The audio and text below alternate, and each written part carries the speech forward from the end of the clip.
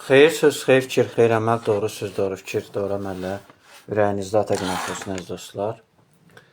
Uzun fasilədən sonra mən bu mövzu ətrafında canlı yayım açmaq qərarına gəldim. Təbii ki, prezidentin 2 saat 35 dəqiqəlik canlı yayımı izləmək uzun müddət vaxt aparan bir məsələ idi. Çünki Türkiyə Cumhuriyyətində baş verənlərlə bağlı hadisələrə daha çox müəyyən izləmə mövqeyində idim. Türkiyə mətbuatında baş verənlərlə bağlı, Türkiyə siyasi cəmiyyədə baş verənlərlə bağlı məsələlərə fokuslanırdım. Və prezidentin çıxışında mənim üçün ən xoşuma gələn məqam Ukrayna məsələsi oldu. Ukrayna məsələsindəki müqayisəli təhlili çox xoşuma gəldi. Həqiqətən obyektiv bir izahını verdi. Digər tərəfdən Türk Dövlətlər Birliyinin Avropa Birliyi ilə olan məsələdə bir tərəfdən haqlıdır. Çünki Avropa Birliyi sırf etnik mənsubiyyətinə əsaslanmır. Daha çox burada ideoloji və sivilizasiyaların və xalqların multikultural dəyərlərə söykənən bir prinsiplərə dayandığını əslində birlik olaraq Avropa Birliyinin yaranma fəlsəfəsini əlbəttə ki, fərqlilik olaraq qeyd edir. Şimali Kipr məsələsində əlbəttə ki, mən Azərbaycanın Şimali Kipri dəstəkləməsini müəyyən dərəcədə uğurlu hesab edirəm. Ən azı ona görə ki, Mustafa Kemal Paşa bu ərazilərin Türkiyəyə məxsus olduğunu, Türk dünyasına məxsus olduğundan bağlı bir çox addımlar atmışdı. Yurtda sülh, cihanda sülh düsturuna əsaslanan bir prinsip qoymuşdu. Və əlbəttə 74-cü ildə rəhmətlik Bülent Ecevit və Nəcməddin Ərbakan bu planı uğurla yerinə yetirdi və Turqut Özalın vaxtında isə bu rəsmi hala gəldi. Sözsüz ki, mən prezidentin Ukrayna ilə bağlı Rusiyanı işğalçı bir ölkə kimi təqdim etməyini yüksək qiymətləndirirəm.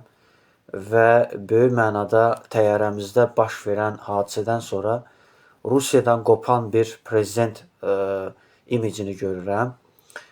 Çünki son günlər Cənub qaz dəhlizi ilə bağlı məşvərət şurasının keçirilməsi də və əlbəttə ki, Avropa ölkələri ilə əməkdaşlığın gücləndirilməsi də uğurlu hesab edirəm və Avropa Yeniden Qurma İnkişaf Bankının Azərbaycana qoyduğu investisiyaları yüksək qiymətləndirirəm. Lakin burada bir məsələ var ki, demokratlarla respublikaçıların fərqlərində fikirlərlə razı deyiləm. Əsrin müqaviləsi imzalanarkən prezident George Bush deyildi, prezident Bill Clinton idi və demokratlar hakimiyyətdə idi. Və 2009-cu ildə bilirsiniz ki, Azərbaycana neft gəlirləri gələndə 2009-cu Azərbaycanın dövlət büdcəsi qeyri-neft sektorunun inkişafına dair planlar yerinə yetiriləndə, yəni 2013-cü ilə qədərki dövrdə Azərbaycan iqtisadiyyatı sürətlə inkişaf elədi və sürətlə inkişafı nəticəsində regionların iş yerlərinin açılması və Azərbaycan 2015-ci ildə 1-ci Avropa oyunları keçirildi. Bilirsiniz ki, 1-ci Avropa oyunlarının keçirildiyi dövrdə prezident Obama idi və demokratların hakimiyyəti dövründə Azərbaycan sürətlə iqtisadi uğurlar əldə elədi, idman uğurları əldə elədi. Azərbaycanda 2013-cü ildə bilirsiniz ki, prezident İlham Əliyev Avropa Şurasının Nazirlər Sovetinə sədrlik elədi. Əlbəttə bu məsələləri dilə gətirsəydi məncə fərqli olardı və situasiya fərqli olardı. Ona görə də Avropa haqqında təsəvvürü, xüsusilə demokratlar haqqında təsəvvür çox yanlışdır. Bu səbəbdən ki, demokratlar daha çox ölkələrin müstəqilliyinə, ölkələrin ərazi bütövlüyünə hörmətlə yanaşır və BMT-nin 4 qətnaməsinin qəbul olunmasında əslində bugün Ukrayna ərazilərinin ərazi bütövlüyünün müdafiəsində və onlara hərbi dəstəyinin genişləndirilməsində məhz demokratların rolu var. Bilirsiniz ki, Azərbaycanla Ermənistan arasındakı sülh danışıqlarında çox önəmli uğurların qazandığı dövr məhz Biden administrasiyasının hakimiyyəti dövrünə təsadüf edir. Mən hesab edirəm ki, Amerikanın Ermənistanı silahlandırmaqda tək məqsədi Rusiyadan gələn təhlükələrin, Rusiya yönümlü müxalifətin Ermənistanda hakimiyyəti dəyişdirmək niyyətlərinə qarşı qorumaq refleksidir. Məhz Ermənistan rəhbərliyinin, Paşinyan hakimiyyətinin ən uğurlu addımlardan biri əlbəttə ki, Amerika ilə strateji əməkdaşlığın, hərbi strateji əməkdaşlığın və sülh fondunun gücləndirilməsidir. Və sözsüz ki, cənab prezident Amerika ilə bağlı təsəvvüründə çox yanlış bir rəy yaradır və qeyd edir ki, ümumiyyətlə Azadlıq Radiosu, Amnesty International və digər fəaliyyətlər dayandırılmalıdır. Bu dayandırılma bilirsiniz nəyə gətirib çıxaracaq? Rusiyanın avtoritarlaşması, Rusiyanın neokolonial siyasətinin Azərbaycana, Gürcüstana, Moldovaya və bütün Avropa qitəsində Rusiya müstəmləkəçiliyinə əyilmək olacaq. Və bu təhlükəli bir tendensiyadır və bu fikirlərin səsləndirilməsi düzgün deyil. Əlbəttə, cənab prezident deyə bilərdi ki, biz Rusiyadan gələn təxribatların, Rusiyadan gələn dövlət çevrilişlərinə görə biz məcburuq ki, Avropa dəyərlərinə və demokratik dəyərlərə söykənən qeyri-hökumət təşkilatlarına barəsində cinayət işləri açaq. Sözsüz ki, bu hüquq və qanunun ali çərçivəsində və ifadələrin, yəni şahid ifadələrin və təbii ki, qarşı tərəfin belə deyək, iddiaları əsasında, yəni Dövlət Təhlükəsizlik Xidmətinin iddiaları əsasında hazırlanan cinayət işləridir. Əlbəttə ki, bunu deyə bilərdi və bunu deyə bilsəydi bəlkə də cəmiyyətdə bir aydınlanma və cəmiyyətdə bir səmimi bir Avropa ilə münasibətlərimizin korlanmasında faktorların Rusiya faktoru olduğunu demək lazım idi.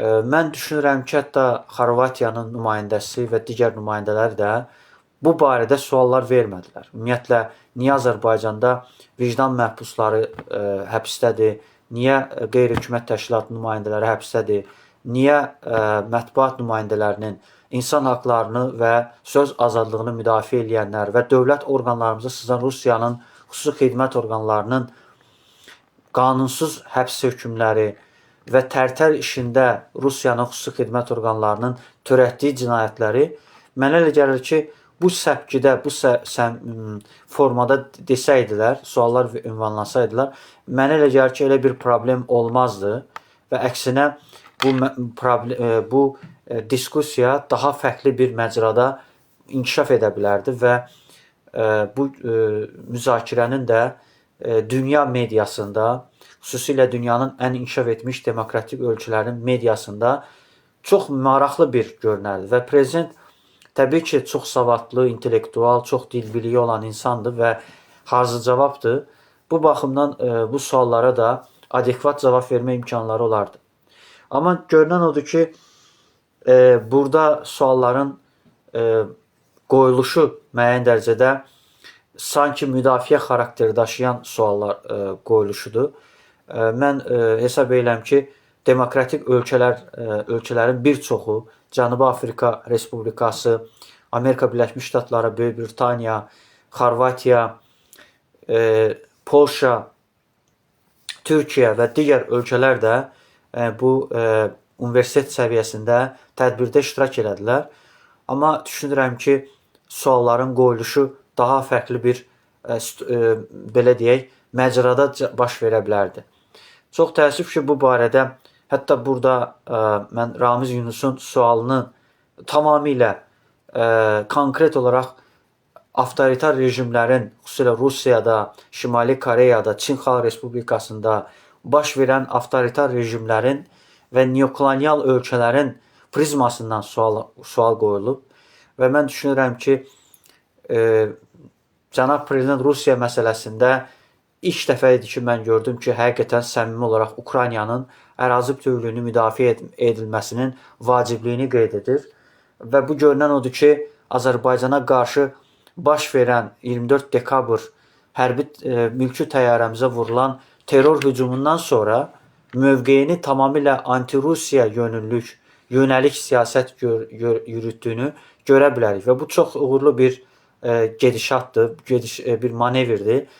Yəni, sanki 22 fevralda olan bir kabusun sona çatması deməkdir.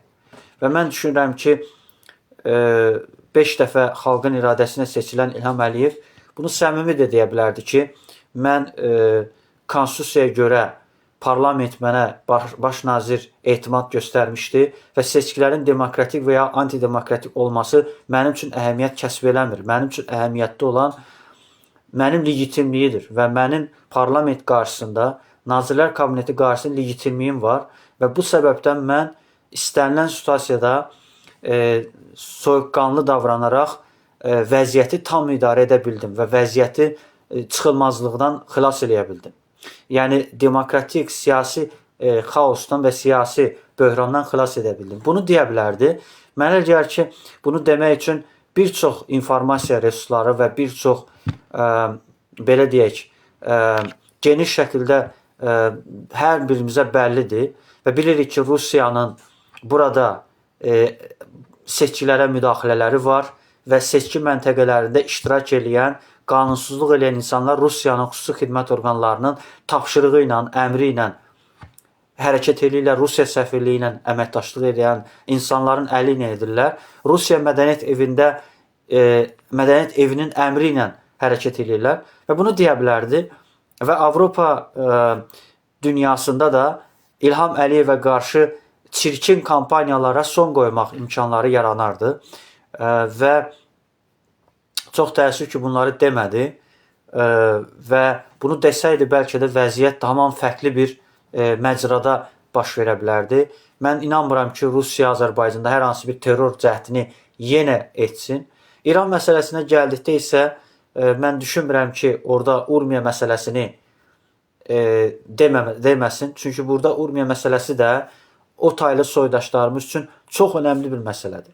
Mən düşünmürəm ki, İranla Azərbaycan arasında dost münasibət var, qardaş münasibət var. Çünki İran heç bir zaman tarix boyu, əsrlər boyu 44 günlük müharibədə belə, 1-ci Qarabağ müharibəsində belə dost münasibət göstərməyib. Və bir şey də deyim ki, Suriya məsələsində də məncə orada konkret deməli idi ki, biz avtoritar klubların üzvü deyilik. Biz qoşulmama hərəkatına ona görə qoşulmuşuq ki, biz nə avtoritar klubların, nə demokratik klubun üzvü deyilik. Biz müstəmləkədə olmayan, müstəmləkə olmaq istəməyən bir qrupun, bir klubun üzvü olmaq istəyirik. Yəni, bilirsiniz ki, avtoritar klubunun üzvü olanlar müstəmləkə siyasətinə boyun əyən ölkələr olurlar. Lakin demokratik klubda olanlar isə avtoritar ölkələrə qarşı mübarizə aparan klubun üzvü olurlar. Yəni, bu səpkidə fikirlər səsləndirib bilsəydi, mənə gəlir ki, daha effektiv bir səviyyədə cərəyan edərdi. Mən düşünürəm ki, cənab prezidentin ətrafında olan xüsusilə Ada Universitetinin rektoru, keçmiş Amerikanın səfiri, Azərbaycan Amerikadakı səfiri Hafiz Paşayev də bu səpkidə bir yönləndirə bilərdi. Çox təəssüf ki, sanki Sovetdən qalan, Sovet dövrünün konjunkturası ilə suallar hazırlanır, suallar yönləndirilir və sanki Rusiyanın xoşuna gəlməyən bir vəziyyətdə suallar yayılmasına şərait yaradılır. Mən düşünürəm ki, bunu da mənə ki, cənab prezident öz üzərinə götürsə, sualların Hikmət Hacıyev tərəfindən yox, məhz Azərbaycan televiziyasının və yaxud da hansısa belə deyək, Ada Universitetinin mətbuat xidmətinin hesabına bu suallar gerçəkləşdirilməsi moderatorluğunu etsəydilər, məncə vəziyyət tamam fərqli olardı.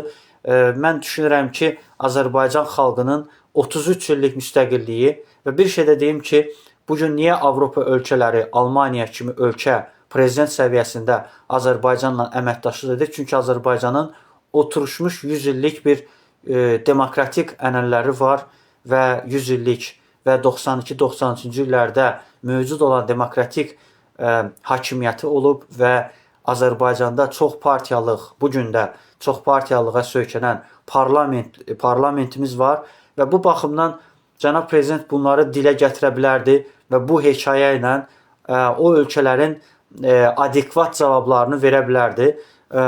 Görünən odur ki, bu suallara bu adekvat cavabı ona görə vermədi ki, görünən Rusiyanın gələcək təxribatlarına, Rusiyadan gələcək terror həmlələrinin sanki önləmək üçün, müdafiə olunmaq üçün bu cür taktika, siyasi taktika əl atır. Mən düşünürəm ki, yaxşı olardı ki, bu səpkidə, bu formada cənab prezident əlbəttə xalqın iradəsi ilə seçildiyinə görə, xalqın dəstəyi ilə 5 dəfə bu kürsüyə yüksəldiyinə görə məncə burada bir iradə ortaya qoymaq zamanı gəlmişdir.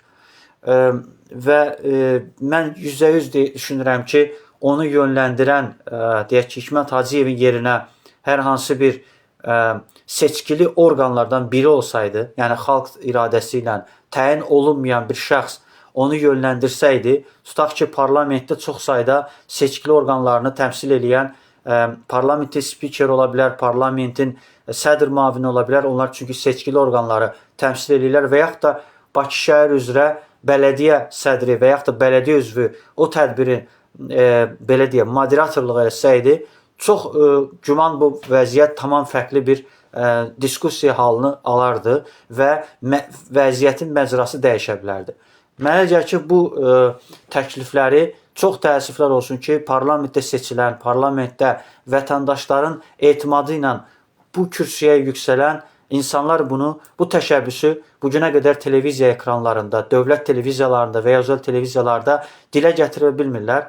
Görünən odur ki, onlar niyə dilə gətirə bilmirlər? Çünki onlar hər hansı bir özünü müdafiə refleksi ilə yanaşırlar. Sanki düşünürlər ki, Fazil Mustafanın taleyini yaşaya bilər və yaxud da digər 18 oktyabrda dövlət müstəqilliyini imza atmış deputatların taleyini gözləyə bilər. Və bu sadəcə boş qorxudur və mənə gəlir ki, əlbəttə bir insan millət vəkili olmaq istəyirsə, prezident olmaq istəyirsə, hər cür riskə getməyə qadir olmalıdır.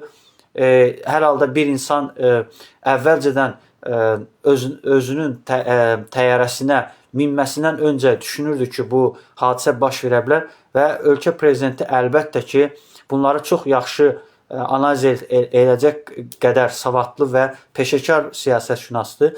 Ona görə düşünürəm ki, yaxşı olardı ki, məsələlərə bu səpkidə yanaşmaq daha doğru olar.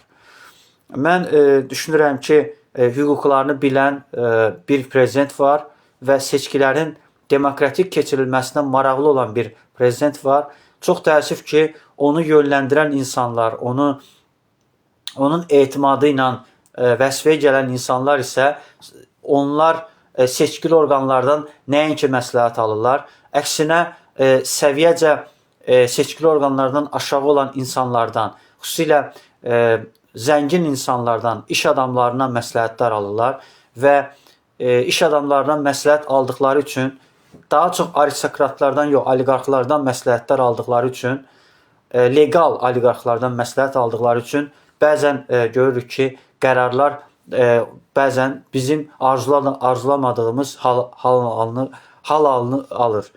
Ona görə də mən düşünürəm ki, biz bu cür fikirləri, bu cür təhlilləri etməliyik və mən coğrafi mahiyyətdə bu müzakirələrin tərəfdarı deyiləm.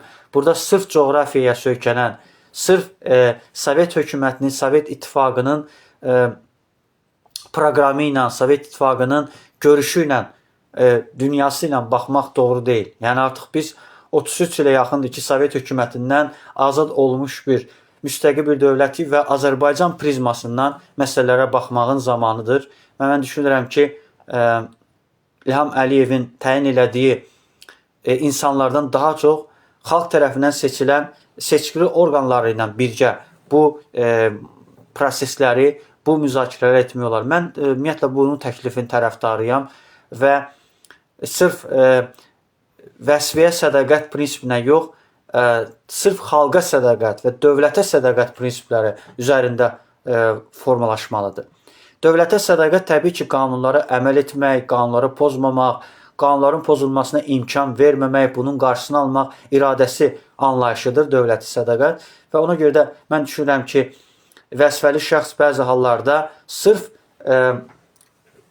rəhbərə sədaqət prinsipinə, rəhbərin göstərişinə, əmrinə tabe olmaq prinsipinə yanaşırlar. Və bəzən bu hallar da subyektiv xarakter ala bilər, halını ala bilər. Mən bir daha hər bizə təşəkkür edirəm və hesab edirəm ki, ümumi mən bu dəfə fərqli bir məsələyə yanaşdım və düşünürəm ki, yaxşı olardı ki, danışıq və formasını müasir Avropa standartlarına, müasir dünya standartlarına, beynəlxalq standartlara cavab verən formatda bir müzakirələr olsun və bunu mən cənab prezidentə təklif edirəm. Bu mənim tam konstitusiyon hüququm çatır. Çünki onu mən seçmişəm, onu mən etimad göstərmişəm və onu bu mərtəbəyə 5 dəfə etimadla və məndən başqa 9 milyon əhalinin iradəsi ilə seçildiyinə görə mənim buna deməyə tam haqqım və tam hüququm çatır. Ona görə də bəzi hallarda insanlar var, prezidentə elə insanlar prezidentə müraciət edir, elə insanlar prezidentin adından istifadə edir ki, heç o adamlar prezident səviyyəsində IQ səviyyə sahib deyil və yaxud da hansısa intellektual səviyyə, siyasi görüşə, dünya görüşünə sahib deyil. Ona görə də mən düşünürəm ki, Henry Kissingeri və yaxud da Antiktonu oxuyan insan və yaxud da Brejinskini oxuyan insanlar ən azı siyasətin nə olduğunu çox yaxşı anlamalıdır. İlham Əliyev təbii ki, bu mütaliəli, siyasi politoloji kitablardan da bəhrələnmiş bir insandır. Çünki Kiyev Universitetində, Moskva Dövlət Universitetinin Beynəlxalq Münasibətlər Fakültəsinin məzunu olduğu üçün, politologiya fakültəsinin məzunu olduğu üçün onun dünya siyasətindən bizdən də daha çox məlumatlıdır. Təbii ki, onu yönləndirən insanlar gənc nəsil olmalıdır və müasir Avropa dəyərlərinə, müasir milli mənəvi dəyərlərinə bağlı bir insan olmalıdır. Və mən düşünürəm ki, Avropa haqqında təsəvvürü çox yanlış qururlar. Avropa dəyərləri dedikdə biz əlbəttə şəffaflıq, qanun aliliyi, korrupsiyanın olmadığı, korrupsiyaya yol verən insanlara göz yumulmadığı sistemdir və əlbəttə ki, seçkili orqanların daha da konstitusional əsaslarla qorunduğu bir sistemdir. Demokratik dəyərlərin konstitusional əsaslarla qorunduğu bir sistemdir. Ona görə də mən düşünürəm ki, ali intellektual səviyyəsi olan və peşəkarlığı olan insan İlham Əliyevi elə adamlar tənqid edir ki, o adamlar heç o səviyyədə, o intellektdə, o IQ səviyyəyə malik deyirlər, o alternativə malik deyirlər.